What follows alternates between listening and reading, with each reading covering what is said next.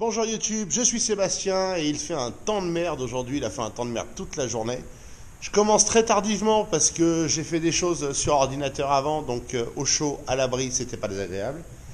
Là, je veux couper ces planches pour faire les deux plaquages des portes qu'on a redressées hier. Comme ça, madame va pouvoir peindre ça, l'un des côtés et les deux façades latérales, enfin sur les côtés de la façade avant, de façon à ce qu'elle soit noire derrière les futures planches de coffrage qu'on va rajouter pour assortir ça à tout le reste. Donc première opération, les planches. Un peu compliqué. J'aurais vraiment adoré trouver du pare-vapeur noir, j'en ai pas trouvé. L'atelier peinture de madame. Paroi extérieure gauche, enfin paroi gauche ou droite. Non, quand on regarde le piscine, paroi droite. Ah ouais, mais je me suis gouré du coup. Non, j'ai bon. Paroi droite. Porte 1, porte 2, côté des portes. Ça, c'est ce qui sera visible de l'extérieur et qu'on ne va pas recouvrir d'onduline bitumée. Donc peinture astrale, multi-support, bois, fer, PVC, alu, zinc, galva, extérieur. On verra ce que ça vaut. Et voilà, madame a fait son atelier peinture. Ça, le noir, c'est le côté extérieur sur lequel viendra donc des planches de bardage comme les autres bâtiments. Sauf que comme on plaque celui-là à l'intérieur, on ne voulait pas voir le bois, enfin l'OSB dans les jours entre les bardages. A fortiori, on ne voulait pas voir ces panneaux de verre, là, hydrofuge, qui vont sur les portes. C'est pas par choix, c'est par dispo qu'on a pris ça. C'est lourd, c'est dense. Ça se coupe pas aussi bien avec la scie circulaire. Mais ça fera l'affaire. Demain, deuxième couche, si besoin, mercredi, troisième couche, et jeudi, beau temps pour les poser.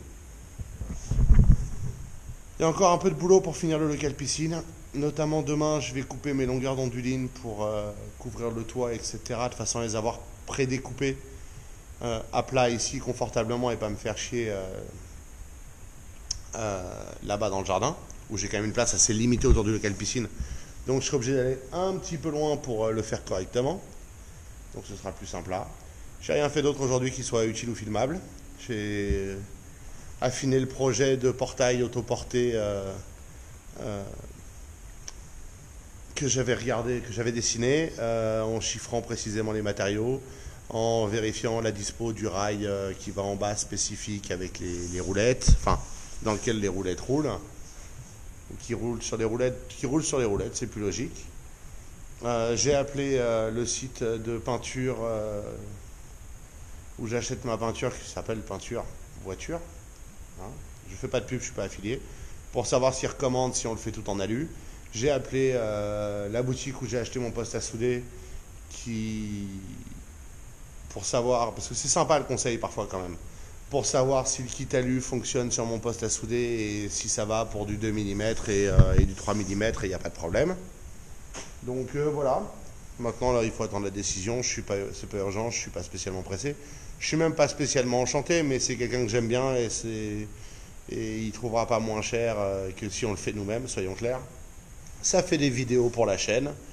Et puis le portail autoporté, c'est un concept intéressant. Voilà. Donc on verra ça. Je ne sais pas si et quand la décision aura lieu. De toute façon, intellectuellement, c'est un exercice intéressant. J'aime bien dessiner, estimer et chiffrer combien coûtent des constructions métalliques comme ça. Et puis j'adore les comparer au prix dans le commerce pour des choses équivalentes ou proches. Alors, clairement, c'est moins cher de faire soi-même, il n'y a pas de miracle. Hein. Honnêtement, même si vous y passez des jours, c'est quand même moins cher. Voilà où j'en suis. Donc rien de passionnant aujourd'hui. Demain, je voudrais essayer de tester le fil de la bobine foireuse. L'un de vous m'a dit qu'il manquait le gaz. Je pense que c'est le cas. C'est la meilleure conclusion que j'ai à ce stade en tout cas. Donc demain, on va comparer avec une autre bobine à gaz sans gaz. Et peut-être que je m'amuserai à ramener la bouteille et à la brancher pour voir si d'un coup ça marche mieux.